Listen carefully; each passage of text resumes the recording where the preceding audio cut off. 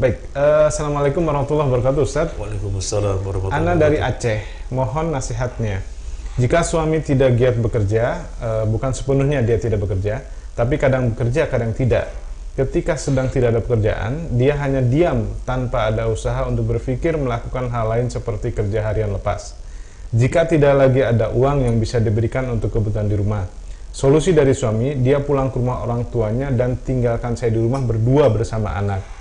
Saya seorang istri yang bekerja sebagai karyawan swasta, sehingga dia menganggap kalau saya ada uang dan bisa meninggalkan dulu saya dan anak di rumah berdua, lalu dia pulang dulu sementara ke rumah orang tuanya selagi tidak ada kerja dan tidak ada uang untuk diberikan karena dia merasa tidak mau menjadi beban bagi saya.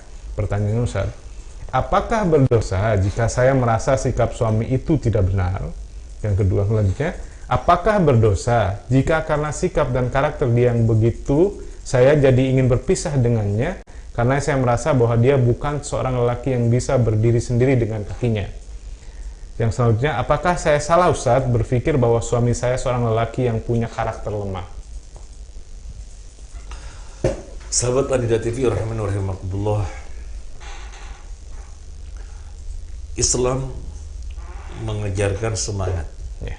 tidak mengajarkan malas. Ya. Sampai disebut di dalam hadis, Allah mencintai bersin dan membenci menguap. Kenapa kira-kira?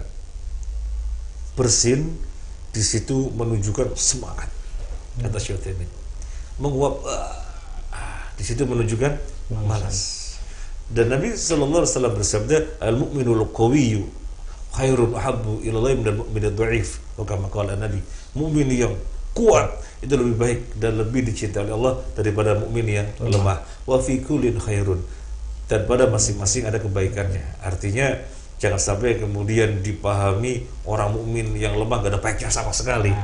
Ada baiknya dengan kadarnya, ya, ada kadarnya. Tetapi yang jelas mukmin yang kuat itu lebih baik. Nah, sekarang kasusnya rumah tangga.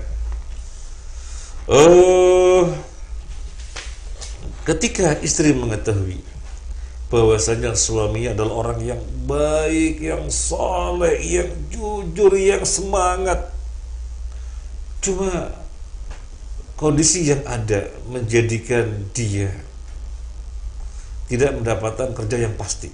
Tapi bukan orang yang malas. Dia orang yang semangat, bekerja apa ada, bekerja apa aja. Orang yang semangat. Cuma kemudian kondisinya tidak diharapkan, sehingga bekerja kemudian nggak ada bekerja dengan hasilan seberapa misalnya gitu ya, serabutan gitu. Maka istri yang solehah mesti memaklumi selama diketahui suaminya orang soleh dan orang semangat, bukan pemalas. Kalau misalnya tidak ada duit dan istri memaklumi, nggak ada persoalan. Soalnya tidak ada duitnya bukan karena malas. Tidak ada duitnya karena memang takdir, di mana dia sudah berbuat luar biasa dan dia ingin berbuat apapun, cuma ternyata keadaannya sedemikian rupa. Maka istri yang soleh pasti harus memaklumi. Akhirnya istri salihah yang punya penghasilan atau bisa menghasilkan sendiri, dia bersedekah. Sebenarnya kewajiban siapa sih menafkahi? Suami. Tapi dalam hal ini suami tidak bisa menopang karena nggak ada duit. Maka istri yang ada rezeki bersedekah, itu bukan kewajiban loh. Ada kewajiban sedekah, bersedekah, pahalanya besar.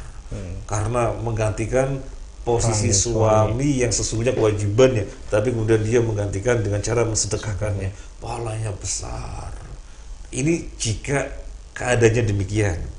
Tapi jika tidak demikian, di mana tidak bekerjanya suami itu tidak maksimal, sudah bekerja kemudian ternyata suatu ketika nggak ada pekerjaan, terus malas-malesan, tidak berusaha maksimal gitu ya, sehingga diketahui bahwasanya dia itu orang yang malas, sehingga diketahui orang yang malas, maka istri mempertanyakan perilaku yang demikian ya wajar. Gimana mas, kok nggak berikhtiar yang maksimal misalnya gitu, wajar karena dia orangnya males, maka istri ngasih masukan agar jangan begitu, wajar. Tapi kalau kasusnya yang pertama, yang ini kan kedua ya, kalau yang pertama suami itu bukan orang yang malas, semangat luar biasa, tapi istri kemudian menjadi benci gitu, itu istri yang salah. Istri yang salah. Tapi yang kedua, wajar mempertanyakan kok gitu jadi suami ya, karena dia malas ya. Nah kemudian sudah males, misalnya bener males ya, misalnya bener males, sudah males, kemudian merasa saya nggak mau jadi beban istri karena dia yang punya duit, saya sementara nggak ada duit tak pulang dulu ke rumah orang tua, sehingga saya kan nggak membebani istri. Loh gimana sih, sudah menikah kok, sejak akad itu loh walinya menyerahkan kepada suami sejak ankahtuka wa zawwajtuka dan seterusnya, itu berarti si wali atau ayahnya atau siapapun walinya telah menyerahkan kepada dia untuk menggantikan posisi wali, posisi ayah. Kok ditinggal pulang? Jangan pulang. Tapi kan saya nanti malah jadi beban.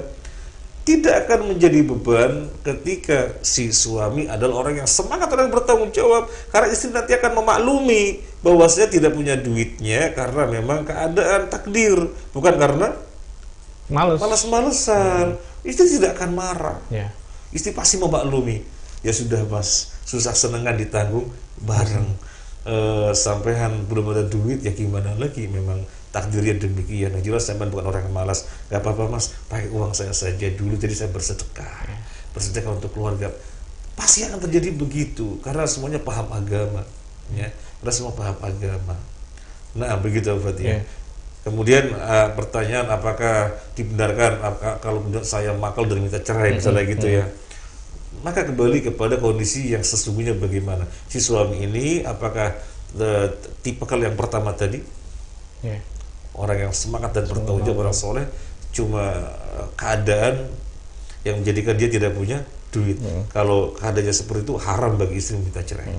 Haram. Wanita manapun yang meminta diceraikan oleh suaminya, padahal suaminya orang yang baik-baik, maka surga tidak akan diciumnya, tidak akan mencium aroma surga. Meskipun aroma surga bisa dicium dari jarak sekian dan sekian. Artinya ancaman yang besar. Tapi kan nggak ngasih duit, masa saya terus duitnya? Loh dia mau ngasih duit dari mana? Karena memang nggak ada, dan bukan orang yang malas ya. Dan yang barangkali dijual juga, apa yang mau dijual, dia nggak punya barang misalnya gitu kan. Kalaupun dipaksa malah nanti akan melakukan kemaksiatan. Bisa jadi sumbernya seperti itu. Makanya istri yang salihah tidak meminta dicerai, tidak hulu ketika diketahui suaminya tipe yang pertama. Nah, tapi kalau yang kedua, malas-malesan, cengeng, lantas pulang ke rumah dengan alasan yang tidak masuk akal, kan saya biar gak jadi beban, suami kok gitu. Berarti kalau dalam yang kedua, kasus kedua ini, ketika si istri merasa berpikir dan berpendapat negatif pada suaminya, wajar-wajar. Ya ketika tipe kedua, wajar-wajar saja. Wajar, karena suami bukan begitu. Suami itu bertanggung jawab, istri tanggung jawabnya, anak tanggung jawabnya, masa depan mereka tanggung jawabnya, maka dia harus berbuat apa yang dia mampu. Tapi apakah dibolehkan kemudian istri bersikap kurang baik kepada suami karena sikapnya suami seperti itu? Misalnya jadi berkata kasar. Tipe yang mana? Tipe yang kedua. Melihat kemungkaran di rumah tangga. Dalam ini kemungkaran suami yang malas. Itu kan kemungkaran. Orang yang bertanggung jawab kok malas. Kewajiban atas nafkah anak dan istrinya itu ada pada dia kok malas, itu kemungkaran. Kemudian dia tidak betah dengan kemungkaran yang ada, ya udah pasti dong. Tidak betah dengan kemungkaran yang ada. Kalau kemudian dirinya terus-terusan tersiksa, yang tidak bisa juga menahan lisannya karena kan luapan ketidakbetahan itu ya jangan dibiarkan lama-lama, bicara baik-baik. Ini kalau saya begini terus, saya tersiksa, saya bisa sakit mas. dia berhak hulu. Kalau suaminya malas, tetapi insya Allah orang yang saleh ahli ngaji gak ada demikian insya Allah. Seandainya tidak punya uang ya karena memang belum mendapatkan. Tetapi dia orang yang berusaha maksimal. Ya baik. Jazakallahu Ustaz atas jawabannya.